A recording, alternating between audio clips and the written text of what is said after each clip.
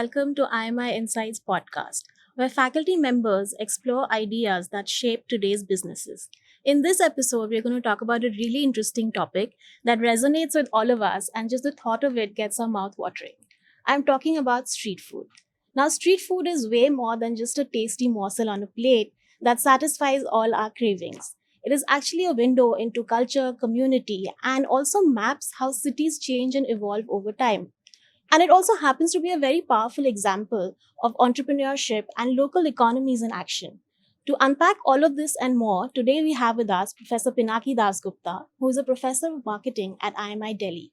And his article explores how street food is connected to themes like urban development, economic resilience, and cultural identity. Hello, Professor Dasgupta. Thank you so much for joining us today. Thank you for having me. So, when I first read your article, I was very fascinated to know that street food is actually formally defined in 1986. So, can you tell us how this definition came about and what is the significance of it? So, two aspects to it. One is the fact that there are about 2.5 billion people who eat on the streets. It's a fairly large number. And the fact that it's food, so it's got health issues. So, FAO, Food and Agricultural Organization, essentially way back and tried to put a definition, a working definition to this whole thing on street food for two reasons. One, to give a more definitive shape to what street food is, and two, to also bring in the health aspect, because the whole food is being cooked on the street. So there has to be a health aspect to it. And how do you define health became a part of the formal definition. The second aspect was that there was lives and livelihoods which were attached to this whole process of making street food. And therefore, there was a definition which was required to kind of give a more formal structure to the whole process. And that was really the foundation why street food actually kind of evolved, it grew. And over time today, it had a formal definition to define what street food is all about. That's a very interesting take. And you talk about street food's evolution. So, over decades, it's taken on different dimensions. So, be it cultural, health related, or even governance based. So, how has street food in that way sort of, mapped the cultural evolution or any of these differences that we see today? If you go back and kind of map street food across the countries, it has its foundation in the lower strata of the society, people who are not so well endowed in terms of resources, people who did not have the money to go into a formal restaurant and have food. So, like for example, in my article, I talked about Bombay, which is basically now Mumbai, which basically is a foundation towards street food, and the mill workers who were working in this textile mills. So there, the foundation of street food was all about. Similarly, in Calcutta also, the migrant laborers who were working. In Africa also, the same thing which was happening. So people who had affordability issues in terms of, getting into a formal restaurant, that's where the foundation really lay in getting and having something on the street. The second aspect was that when it came to the food that people were trying to have, what kind of food should I have? So basically, the whole idea came in from the foundation that I wanted to have a food which was cheap, affordable, and Right. something which was basically filling.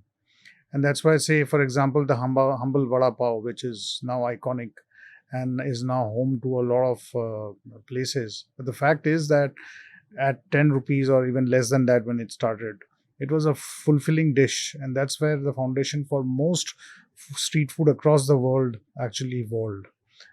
Perhaps with two distinct outliers being Thailand and Singapore. We'll talk about that later as we move into that. But predominantly, street food actually evolved from the fact that there was an affordability issue, and people from the marginalized section of the society perhaps could actually not afford a formal restaurant to get in and have food. And this one really kind of became a proxy which worked very well. Okay, so when we talk about street food, of course, we have the many Indian variants, but there's also a very bustling street food market in South Asia. But there's a slight difference, I think, between the South Asian street food and the Southeast Asian street food that we have in, say, India, Pakistan, or Bangladesh. So, what are the key differences? And how has cultural context from these countries sort of made these differences? Thank you for bringing that attention to our attention and discussion here. I think you are very right that Southeast Asia and South Asia, the dichotomy in terms of food evolution, is something which is worth talking about, worth discussing about.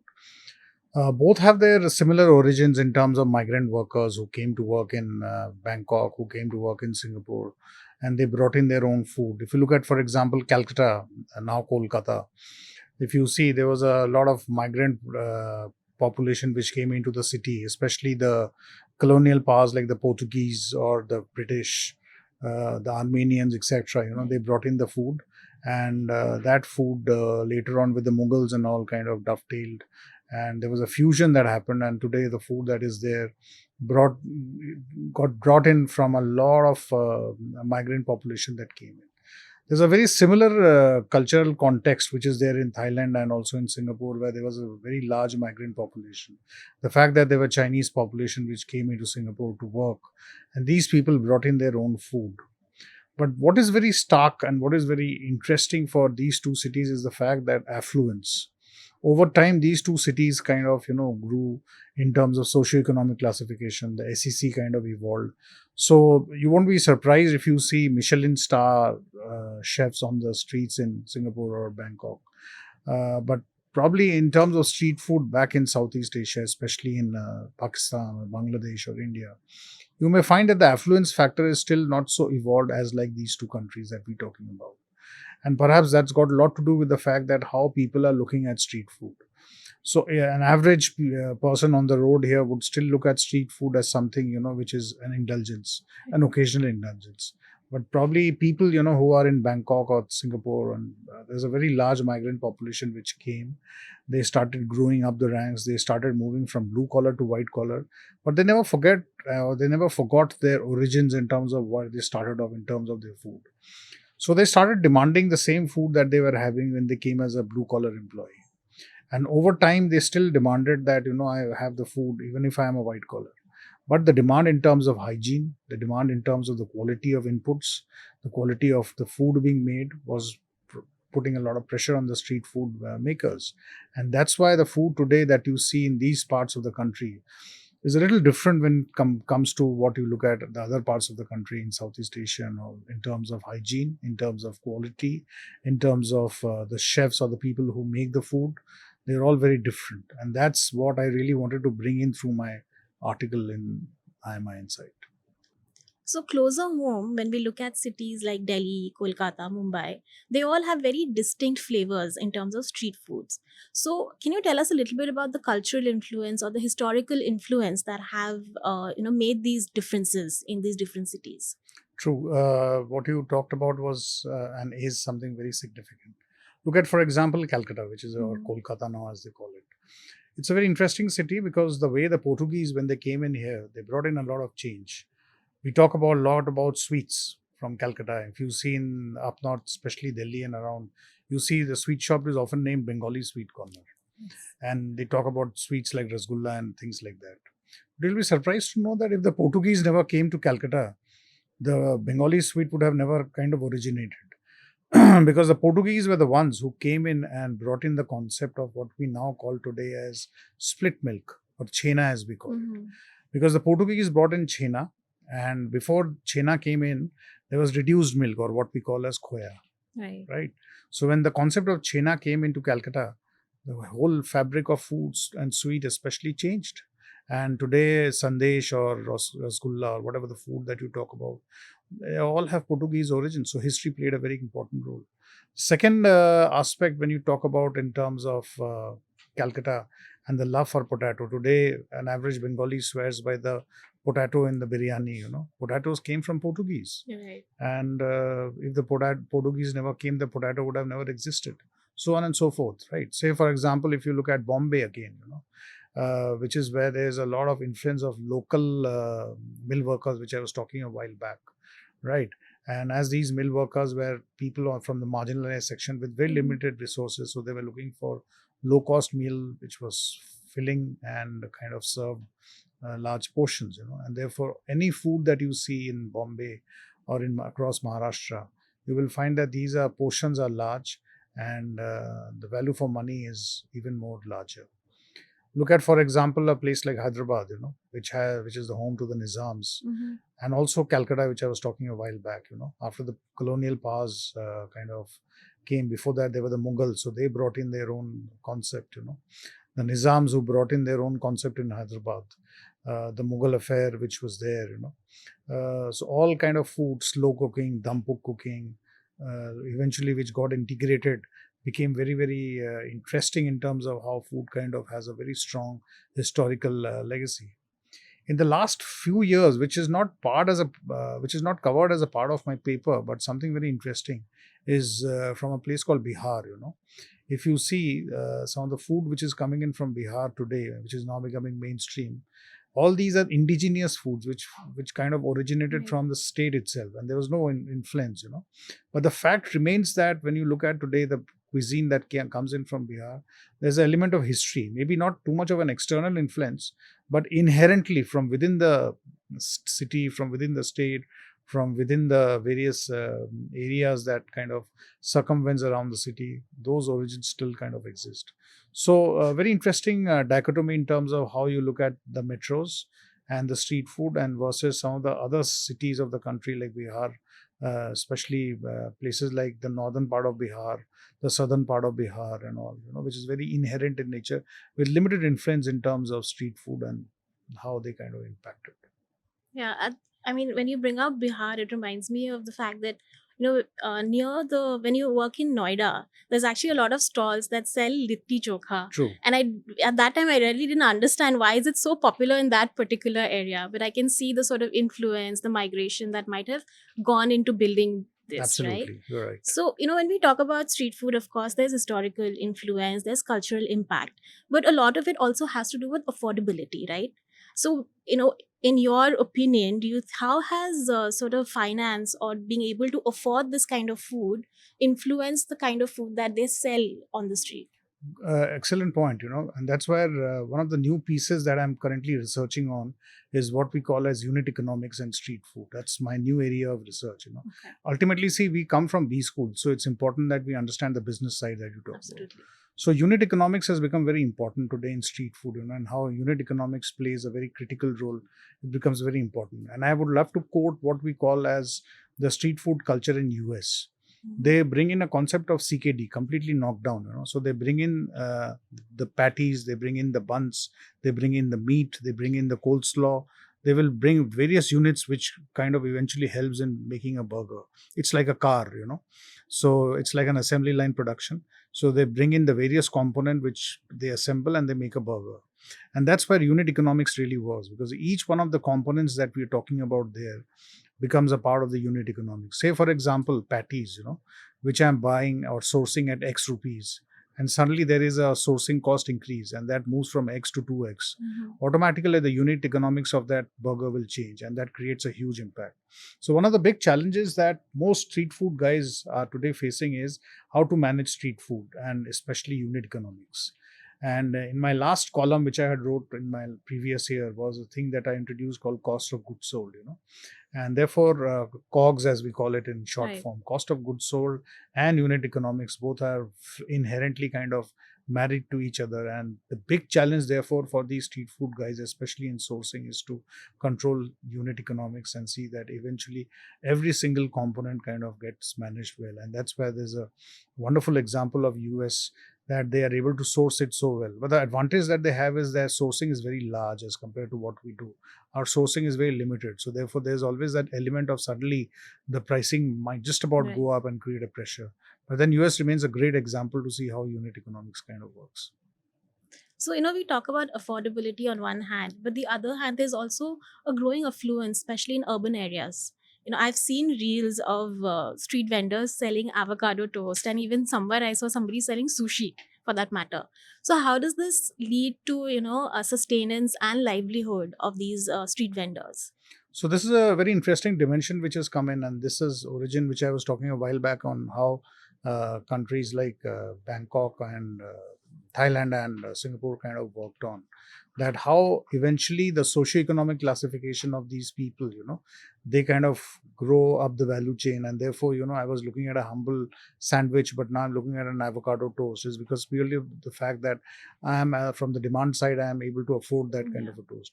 Also, when you look at an avocado, the large amount of sourcing that we're doing from countries like Tanzania, which has kind of led to reduction in the avocado cost. So, like I said a while back, there's a unit economics that plays. So, because of the overall high supply of avocado, the pricing of avocado toast kind of goes up, so it becomes affordable. A couple of years back, if you look at avocado, it was an exotic vegetable and it was Absolutely. something which was considered high.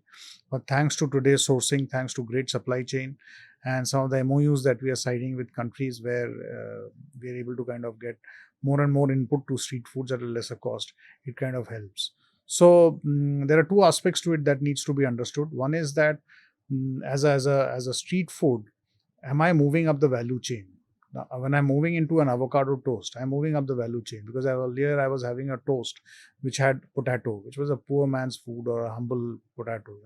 But now when I move into an avocado, I'm moving up the value chain, which is good, which is a kind of an indicator of how from an emerging economy to an developed economy we are able to kind of show in evidences. But then don't forget that the origin of a street food always remains the humble guy on the road, the mill worker, the laborer, the migrant laborer. For example, if you look at Delhi today, Right. and the older part of the city where there's a very large migrant population, those guys rely on their food on the street. For example, kulche chole, which is a very popular food here. And people rely on that is purely for two reasons. A, it's got low oil, and two, it's filling. And it kind of therefore works very well for the migrant labor who comes in from UP and Bihar to work in the older part of the city. So, on one side, you will always have the challenge of how street food kind of caters to the marginalized section of the people. And the other aspect that we're going to talk about is how street food kind of helps people move up the value chain. Right? Say a Right. thing like a very popular food like chole bhature in Delhi, you will get it in a restaurant also, and you will get it on the street also. So, how both these outlets are managing the unit economics and the cost of goods sold is the big challenge. So, continuing on this note, of course, we've looked at the economics of it all. But, of course, there was historical influences in the past that sort of shaped how we created these street foods. But now there's also a lot of migration happening. For example, Delhi might have been known for chole kulche or golgappa, but now it's more known for momos. So, how has this urbanization also shaped the way, in how street food has been changing? Well, I'm glad that you kind of read through the paper very well. Very incisive question.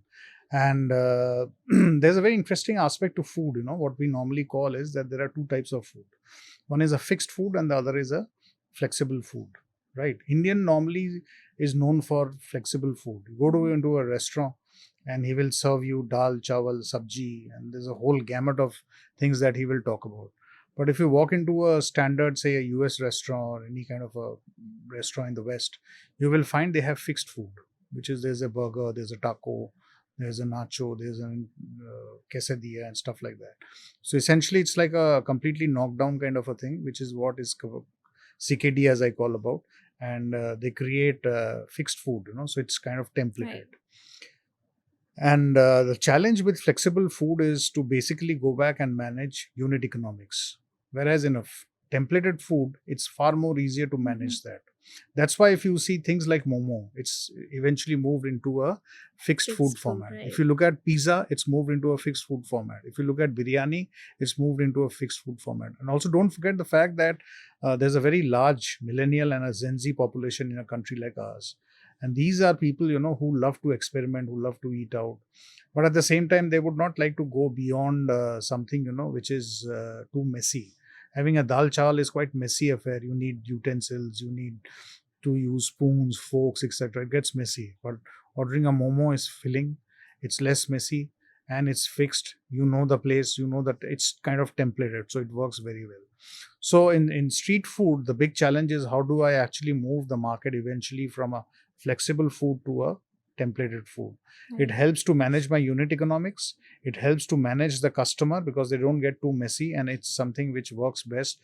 Suppose it's end of the day in an office, the guy is tired and he wants to have something. So it's easier to order a momo than a dal chawal, right? Or say, for example, he's calling in a set of friends at his home and it's a bachelor's pad. He doesn't have that level of utensil. So these are foods which work. So there's a convenience factor that works, Of and also there's a course. cost factor that works. So, when we talk about the economics of it, I've seen a lot of memes going around where they make fun of, say, corporate employees. And there's this tea seller or like a Momo guy saying, how much do you earn? I earn this much and I can actually employ you. So, this is, of course, done as a joke. But on the other hand, street food is also like, it has sort of given a lot of employment to a lot of people, True. right? So, how do we tap into this, and how does this like make sense for people, in especially in areas where there's no formal employment available? So there is a social aspect of lives and livelihoods are involved there. In fact, what you said was a joke is actually a very serious affair now. Look at Delhi, for example, which is now a knowledge capital of the country. Right. There are about 6 or 7 universities in Delhi. It's become a coaching hub for NEET, for JEE, for the UPSC, and for a couple of more other examinations. And each one of these hubs, say for example, when you look at Lakshmi Nagar, which is the CA hub, say for example, when you look at Rajendra Nagar, it's the UPSC hub. You look at Mukherjee Nagar, which is again a UPSC hub. You look at close by the place where we are sitting right now, it's a hub for JEE, so on and so forth. So the normal saying is that when these coaching hubs thrive, there are 3 industries which basically kind of gets thrived on that. One is the photocopy industry, second is basically the rental industry, and third is the food industry. Right. So it's no more a joke now, it's a serious thing, because there are lakhs of aspirants who come to the city. They take their coaching, and along with the coaching, the food becomes very important. They carry the food back, the experience back, whichever city they are going into. So it's something which is still evolving, and these are people who thrive on minimal budget. So for them, food is something which they want to have on a budget, and therefore these foods are wonderful examples. So a momo or probably anything else, kind of works well. A lot of migrant food travels when these people come from different parts of the country. So it's crazy business. So what would probably be a joke is now becoming very serious. It's becoming very mainstream. Right. And most of all, what is happening is that the affordability aspect from the consumer point of view, and the deliverability aspect from the seller point of view, has become the rules of the game. So, in a sense, we can say that street food is actually a good example of seeing how local economy functions. Absolutely. And it's a good example of entrepreneurship as well, right? True. Because the more the street food thrives, you have to understand that there are more and more people on the road. So there are 2 kinds of people. There are people who are on the road, and then there are people who are in the homes and offices. The homes and offices food is very different from the people who are on the road. Right. So more the people on the road. If you travel, for example, in a place like Bombay, or say Calcutta, or say for example Bangalore, you would see probably more people on the road. You travel in a place like Delhi, you would see lesser people on the road, unless you are in the older part of the city. And that's got a lot to do with the fact that how climate plays a role. Delhi is a very harsh weather climate. Extreme climate. Extreme climate. Yeah. And that's where perhaps a lot of it has got to do with the way how street food kind of thrives here. But this kind of a weather, perishability also plays a very important role. So the nature of food which comes out is very important. The kind of sweets that sells in Calcutta would not survive here in Delhi. The kind of food that would survive in Bombay would not survive in Delhi. It's because of the weather. So accordingly, you are on the road, and that's why the FAO definition, which we talked about at the start of our conversation, becomes relevant, because it's got to do with health, it's got to do with lives, it's got to do with livelihood, it's got poor people who are being supported, it's an employment factor. So there are multiple number of social and economic factors which kind of underplays and overplays in the whole process. Right. You bring out this point of perishability, and when we talk about street food, hygiene is another factor that everybody points out. You also have the infamous Delhi belly term for it, right? So when we look at cities, say in India, and we look at cities in, like, for example, Bangkok or Singapore, there seems to be a clear hygiene disparity. And why do you think this exists? Like I said a while back, it's purely got to do with the fact that how people have moved up the value chain in terms of socio-economic affluence, right?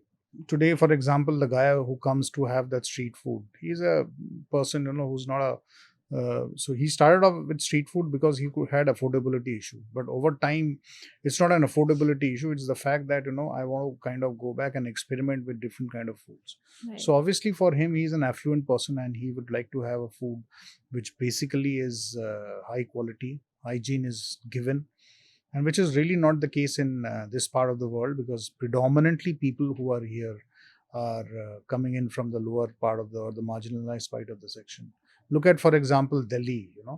The biggest consumers of chole bhature or chole kulche are the migrant laborers. For them, the hard labor means that the amount of intake that they need in terms of the various vitamins or nutrients, carbohydrates, etc., has to be quite high, and that kind of pretty much sums and helps them.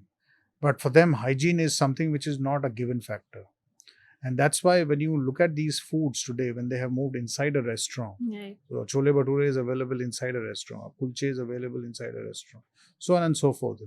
And add to that, the food social media influencers and all, when they walk in, they bring in their own set of wisdom, they bring in their own experience, etc. Mm. So automatically, there's a lot of pressure on the units who are selling that. Look at, for example, an outlet like Nagpal, which is a very Absolutely. famous Mm. outlet for chole bhature here. Since the time when these food influencers have started coming in, automatically hygiene has started picking a very important role. So you are now more under the radar, more under the lens for review, for being scanned. So initially, it started off with this fact that I am affluent, I am rich, so the hygiene was given. But over time, with now the fact that you are now being scrutinized more by social media influencers, etc., so the hygiene factor is now again kind of underplaying or overplaying in a big way. So I think also post pandemic, I think people are more conscious about Absolutely. the hygiene Post COVID, factor, things right? have changed, Yes. and it's given now. As we talk here, there's again a talk of the new JN1, I think, the virus which is now floating. So again, there will be a pressure again. So yes, COVID, post COVID, and the new normals are more to do with hygiene and things. But then don't forget the kind of customers who come to these outlets Mm. and what kind of demand do they have, because there's a lot of onus with the customers when they are bringing in. I mean, Absolutely. if you see northern India versus south India, the hygiene factor, the heterogeneity is very different. If you see the south outlets versus the northern outlets, there's a big difference. Mm. And the fact that the timing becomes very important. The south guys start very early in the day. They start at 5:36 in the morning, and the hygiene is absolutely spot on. But if you look at the northern guy, he starts a little later within the day, and his hygiene or his definition of hygiene is a little different as compared to what we do down south. Right. Yeah, that could definitely make a difference. Of course, another really important factor is governance.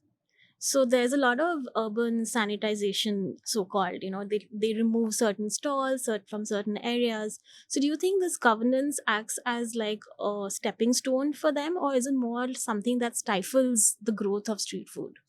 I would sense that the way we look at governance has not been fairly well defined. One of the finest examples of governance has to be the Middle East, and Mhm. how they have kind of evolved in terms of governance. And it's something which is a very integral and ingrained, inherent part of street food and also the normal food that they serve from restaurant.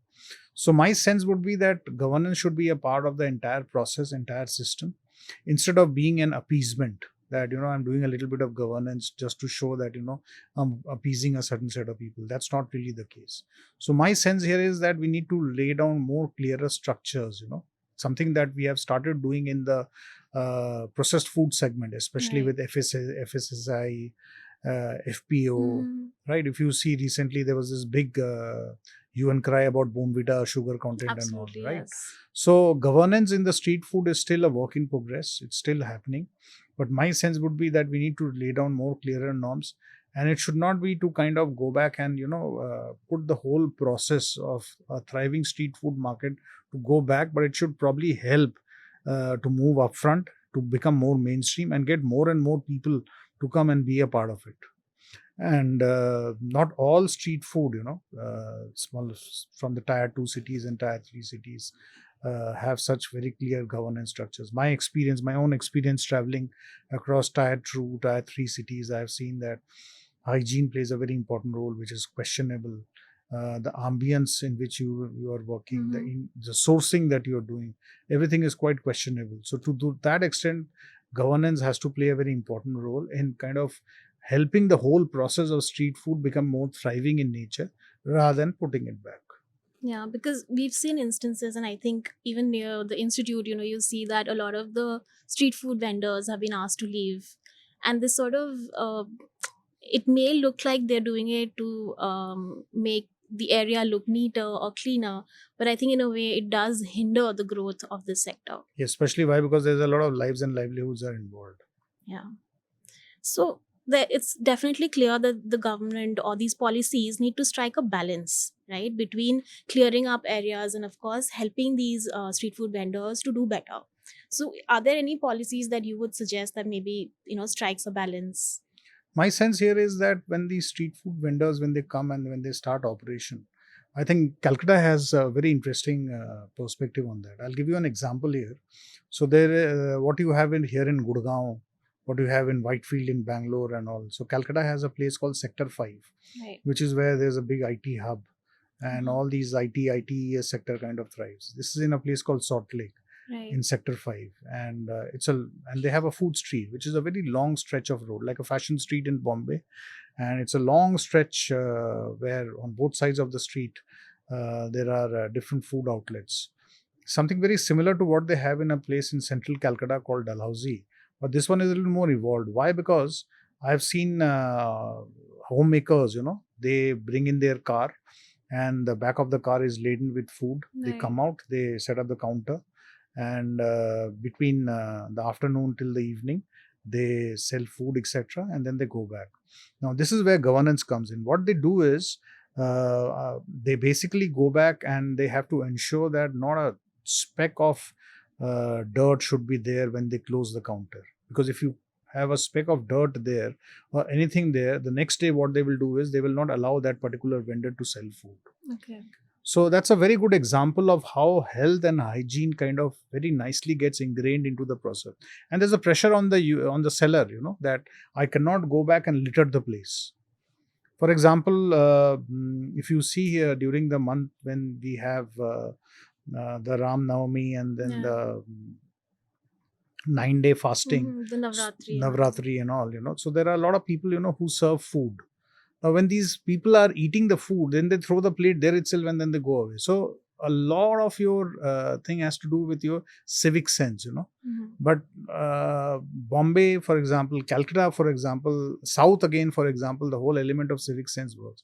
So, even if much we go back and lay down very clear structures on governance and say this is the norm, this, that, so on and so forth, it will only work to a certain extent unless it comes in inherently from within the people. So Sector 5 example, that's ages 2006, when it was just about coming up. I remember it was a wonderful example. And at the end of the day, when 11 o'clock, all outlets, they closed. There was no proof of the fact that there were so many outlets which were serving food, because every guy had that pressure to ensure that I leave a The clean area is place. cleaned up. So governance has to come in inherently from the seller and the buyer. Mhm. I mean, as a government, you can do as much as you can, but then from beyond a certain point in time, it would probably not work. So we've talked about different aspects of street food. We've talked about economics. We've talked about the health factor and also the governance factor. And you've written a lot of articles around this area. So what do you think is the future of street food? Do you see, like, especially in terms of the way we are changing in metropolitan cities, the urban developments that is happening? Do you think it's going to get more upscale? Same, more attention to hygiene. So what does the future look like for street food? I think great question, simply because of the fact that the future of street food would be more and more thriving, purely because more, as millennial population, Gen Z, they keep experimenting and they are willing to travel to great lengths to experiment with their food. So you would see more and more the Bangkok model, the Singapore model kind of coming into nations like ours, where the Gen Z, the millennial, their social affluence goes up, and their demand for hygiene, their demand for clean food, better food will come up. So my sense is that the future of street food would be what we're already seeing in South Asia, and something uh, probably more structured, more refined. And also, don't forget that this is an industry which is basically working on unit economics. Right. And if you can manage your costs, the volumes are really not an issue, because some things are given. The hygiene factors for these industries are given. So we can kind of go back and check all the boxes. It's going to be the future. So I would sense that the Southeast Asian market and the South Asian market will eventually converge and become one, and they would have very similar parity in terms of how the markets are compared. That's interesting. So before we wrap up, I would want to know, like, this is purely again a very personal opinion that I want from you. We've talked about governance, we've talked about economy, and we've talked about culture influence. So, in your opinion, is there one city that sort of blends all of this perfectly? Is there an example? Like I said a while back, South dominates, but Calcutta is one of the best. Bombay is the best. So Bombay and Calcutta kind of competes very strongly with each other purely for the fact that they both have their own history and legacy in terms of how they're kind of evolved, uh, and their foods are diametrically opposite to each other. Mhm. But Bombay being the commercial capital, and Calcutta's ancillary activities are a little restricted in terms of industry, in terms of commercial activity. So I'm not too sure how it's going to really work. But Bombay is going to really become a future because of the fact that that's a place which is a commercial activity, more events, more people, and like I said, a place like Bombay has more people on the road. Calcutta also has more Yeah. people on the road, but then the element of commercial activity is something that needs to be understood. Yeah, of course. Like when you look at Bombay, it's a city that never sleeps. It just goes on and on. And Absolutely. I think the street food is a great reflection of that. Just like Hong Kong, Yeah, just like sustaining a city that's always on the on the move. move. Right. So thank you so much, Professor Dasgupta. This has been a very interesting topic that we've discussed about. Now, obviously, when we eat our street food, we'll know that it's much more than what's on the plate. Thank you So so thank much you. for having me, and thank you being for asking these insightful questions. Thank you, sir. Thank you.